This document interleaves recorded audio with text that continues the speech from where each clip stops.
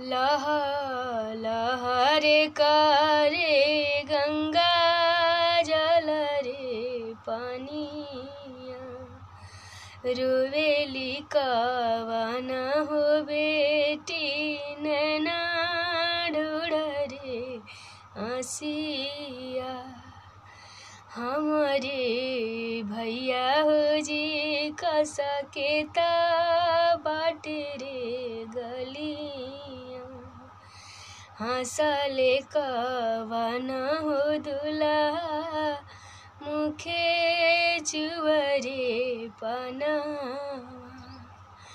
गलिया छटैबो सुहवा लीला घोड़ा दौड़ैबो, मंगिया में भरबो सिंदूरवा सुहागिन तोहके बनाई।